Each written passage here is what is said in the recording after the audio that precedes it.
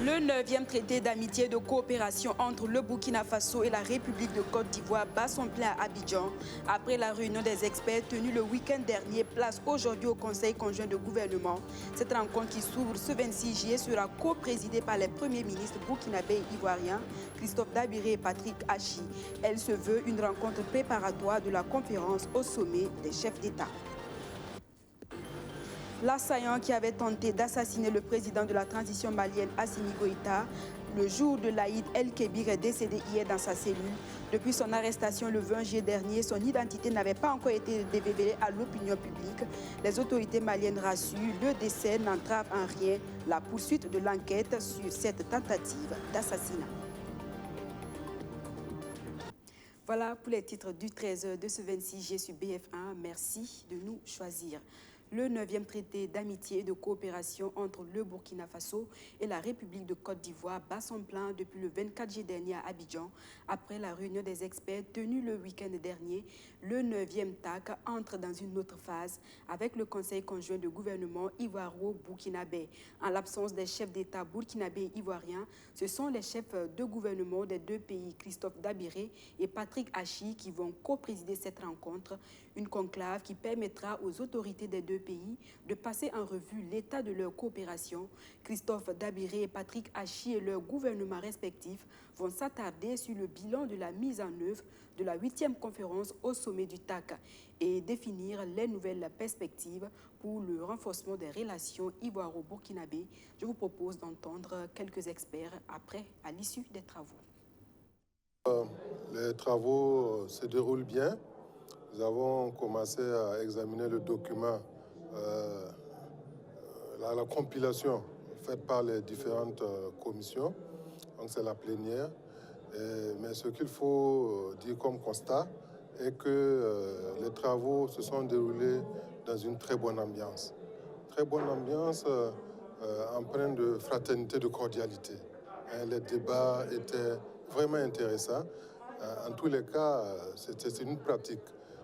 Déjà au mois d'avril, nous nous sommes retrouvés ici pour les travaux préparatoires et c'est dans cette même ambiance que les travaux se déroulent. Donc je suis tellement content. De part et d'autre, les experts se sont donnés à fond pour que nous puissions parvenir à de bons résultats. Les relations d'amitié et de coopération entre le Burkina Faso et l'Égypte sont également au beau fixe. Ils étaient nombreux, les autorités burkinabées, à prendre part à la célébration à Ouagadougou du 70e anniversaire de la révolution égyptienne. Une occasion pour l'ambassadeur du pays des pharaons au Burkina Faso de réaffirmer l'engagement de son pays à accompagner le développement socio-économique du Burkina Faso. Justin Amontou. C'est une joie pour l'ambassadeur égyptien et sa famille de recevoir plusieurs personnalités ici dans la résidence de l'ambassade de la République arabe d'Égypte au Burkina Faso.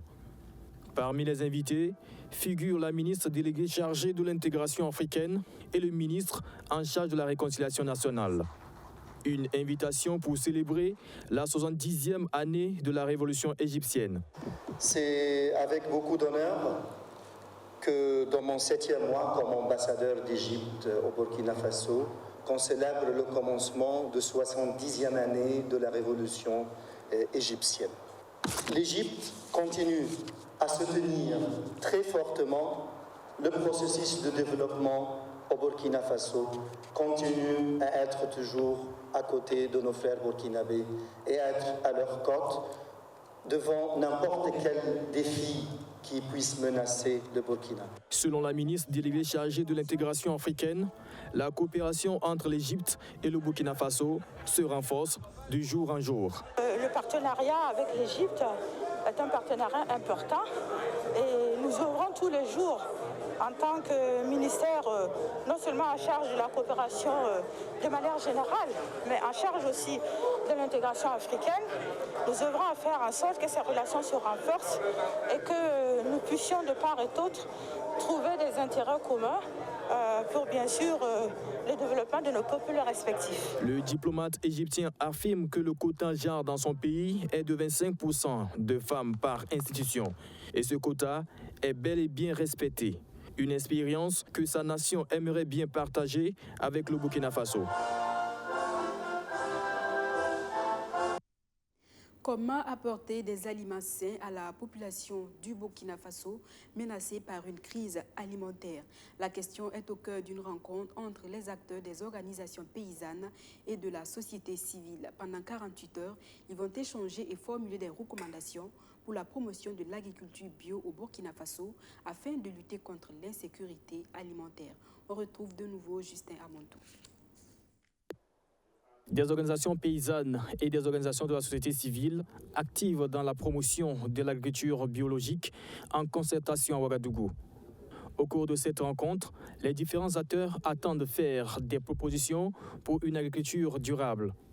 Des recommandations qui devraient permettre d'apporter des aliments sains à la table de millions de personnes menacées par la faim. Cette situation ne peut pas nous laisser indifférents.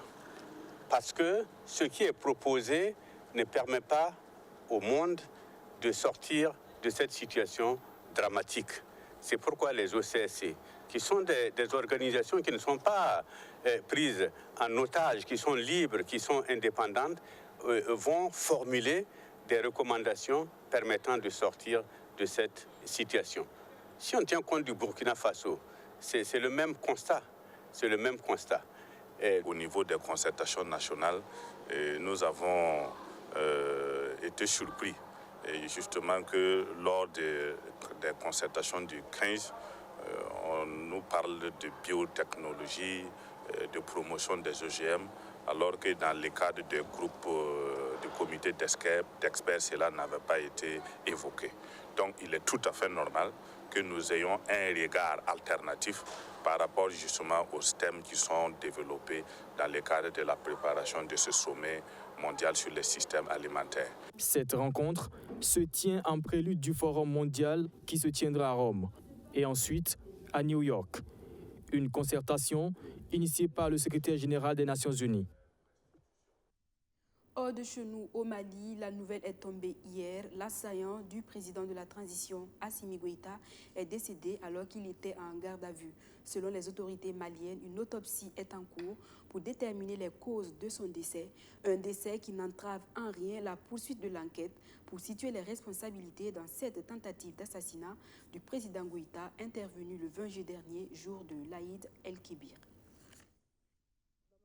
L'homme qui avait tenté de poignarder le président de transition malien lors de la prière de l'Aïd est décédé en garde à vue, a annoncé le gouvernement.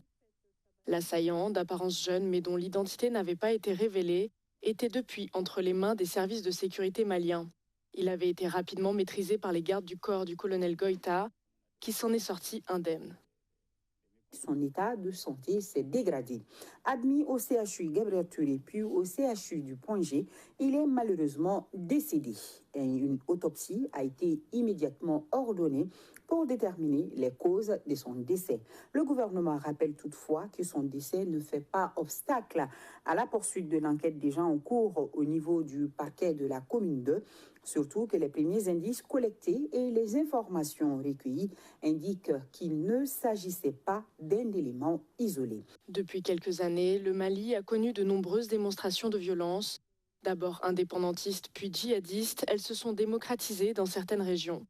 En 2020, 2 coups d'État ont eu lieu dans le pays, aboutissant à l'investiture du colonel Goïta.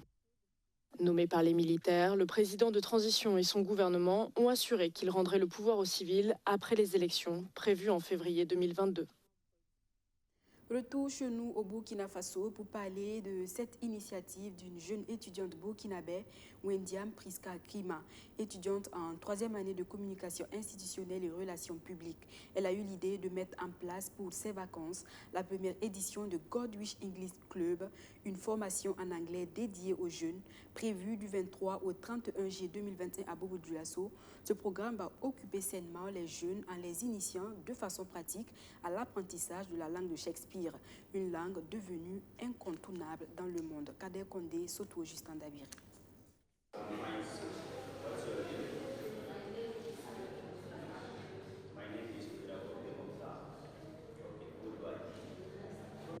C'est parti pour la première édition de God Wish English Club, une formation pratique en anglais dédiée aux jeunes. La promotrice Windiam Preska Kima veut à travers cette formation encourager les Burkinabés à s'intéresser à la langue anglaise. Parce que c'est une langue vraiment qui est importante de nos jours. Il suffit seulement de quitter le Burkina pour savoir que le français n'est plus important parce que rares sont ceux-là qui s'expriment vraiment beaucoup en français. Donc quand vous comprenez l'anglais, c'est facile de communiquer avec tout le monde. En même temps, il y a un certificat qui serait donné aux participants, un certificat reconnu par les États-Unis qui va permettre à tout un chacun d'avoir une opportunité aux États-Unis. Vous savez, aujourd'hui, quoi qu'on dise, l'anglais, c'est quand même, je dirais même la langue la plus parlée dans le monde. Voilà. Et ici, nous apprécions cette initiative ici, donc nous acceptons accompagner cette initiative-là. Pour cette formation, les participants sont divisés en 2 groupes.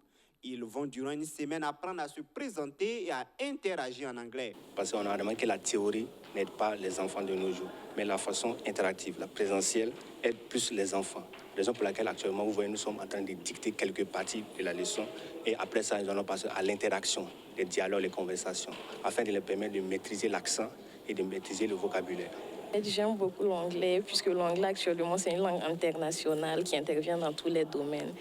Et j'aimerais à travers cette formation améliorer ma manière de parler l'anglais, en fait, parler couramment l'anglais. Langue officielle dans 53 pays du monde, l'anglais est aujourd'hui la langue de communication internationale. En sport football, les Colombes de l'USPA s'offrent une victoire face aux 11 de Gagnois pour le match qualificatif du tournoi de la Ligue des champions dames UFOAB. L'équipe burkinabé a pris le dessus sur l'équipe ivoirienne jouant à domicile grâce à un but marqué par l'attaquante Fatoumata Tamboura à la 42e minute. C'est un bon départ pour l'équipe championne du Burkina qui peut aborder sereinement le prochain match du groupe contre l'équipe féminine du Togo. La correspondance de notre envoyé spécial depuis Abidjan, Sandrine Zougouri. L'USFA neutralise les 11 sœurs de Gagnois à domicile.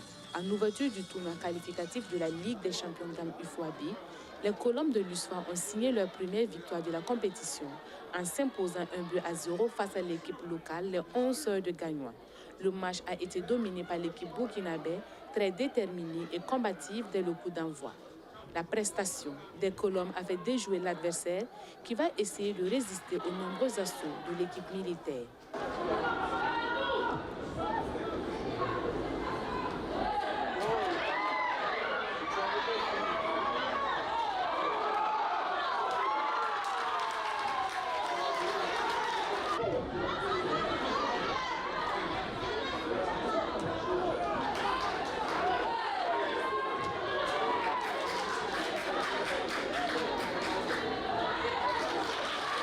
Peu avant la pause, celle qui s'est fait surnommer Lionel Messi et Fatoumata Tamboura de son vrai nom ne se fera pas plier.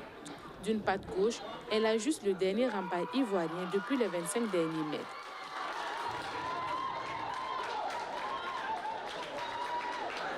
L'USFA mène 1-0 et maintient cet avantage à la pause. Malgré un coup de fatigue, l'équipe burkinabé reste solide avec quelques réglages en cours de jeu par le coach.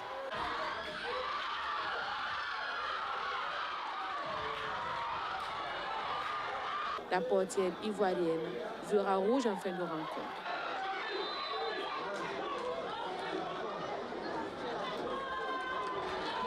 Son équipe termine la partie à 10 et ne pourra plus revenir au score. Victoire de l'équipe championne du Burkina à ce tournoi est même précieuse pour le staff. Je vais faire un gros bravo à mes joueuses qui ont donné le meilleur d'elles-mêmes et on a la victoire. L'objectif c'était la qualification pour le second tour et on a les 3 points, donc c'est un bon à prendre. Bravo à elle. Maintenant, concernant le match elle-même, de mon avis et de mon expérience, je pense que ça a été un beau match, surtout pour un match d'ouverture. Et ça a été toujours difficile, les matchs d'ouverture. Mais elles ont donné le meilleur d'elles-mêmes et bravo aux filles. L'équipe ivoirienne n'attendait certainement pas débuter avec une contre-performance, mais promet réagir. Effectivement, il faut reconnaître que on n'a pas eu l'occasion de connaître les adversaires. Donc il fallait être prudent. Et nous avons joué en 5-3-2. Mais nous avons vu que nous avons des possibilités. Nous avons voulu changer, mais j'ai hésité un peu. Et j'ai vu déjà ce qu'il faut pour le prochain match. Je vais me ressaisir, je vais remettre une autre organisation en place. On sera un peu plus offensif, parce que cette fois-ci, on était plus défensif et ce n'est pas normal. C'est une première sortie réussie par les commandos de l'Union sportive des forces armées. L'équipe ne compte pas faire de la figuration à ce tournoi et vise la finale, synonyme de qualification pour la Ligue des champions féminine prévue en Égypte.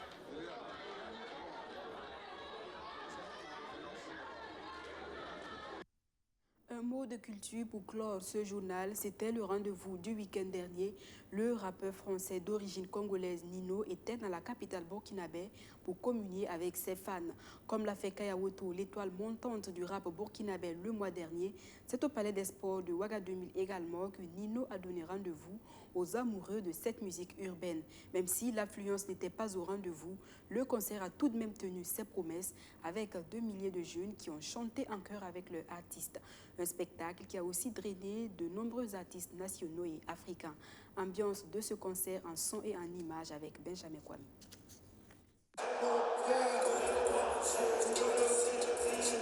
C'est son tout premier grand concert au Burkina Faso.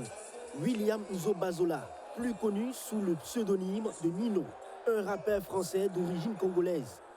Nino défie le Palais des Sports de Ouaga 2000 avec ce spectacle pour montrer qu'il a des fans de sa musique au Burkina Faso. Contrairement à Kayawoto qui évolue dans ce même registre et qui a fait le plein à craquer du palais le mois dernier, la 8000 places environ de l'édifice n'ont pas été toutes occupées par les mélomanes.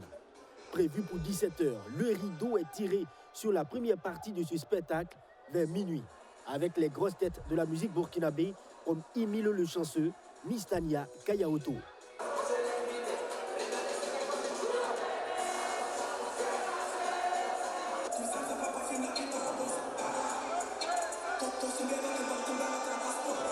À côté, il y avait Audrey, Hugo Boss et la star nigériane Kim Martins et bien d'autres.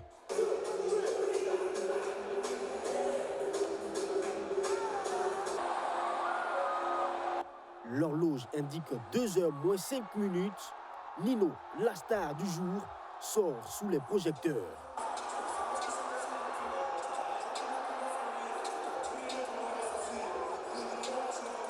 Ses fans ne tiennent plus sur pied.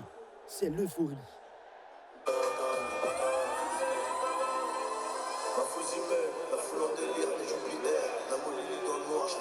Puis, il passe en revue quelques titres qu'adorent ses fans.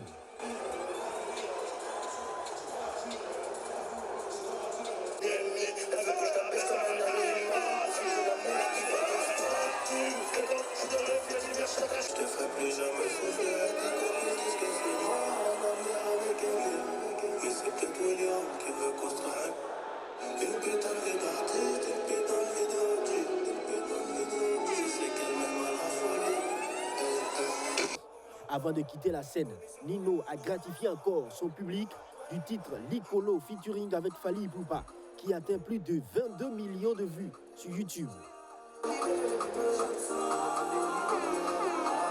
C'était trop chic, voilà, c'est ça. On a trop aimé aussi, comme on l'aime là, donc. Le concert s'est bien passé. On s'est amusé, c'était l'essentiel. Je connais l'artiste depuis longtemps, je le suis. Tous les titres de Nino me marquent. C'était le feu, hein, vraiment. On a apprécié le concert, on est content, on va rentrer à la maison maintenant. On remercie Big Money AKG de nous avoir permis de voir Eni ici au Burkina Faso. Des fans joyeux, mais que dit l'organisateur du spectacle et la star du jour au terme de ce concert? Le pari a-t-il réussi? Au regard du palais à moitié plein, Nino est-il fier de son spectacle à Ouagadougou? Nous n'en saurons rien, car ni l'un ni l'autre ne s'est prêté à notre micro pour le signifier. Tout de même, un deuxième concert est prévu le dimanche 25 juillet 2021, cette fois à Canal Olympia.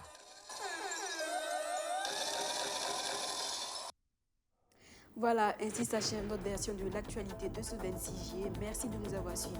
L'information revient à 19h30 avec Aubin Guébré. Excellent programme sur la chaîne au cœur de nos vies.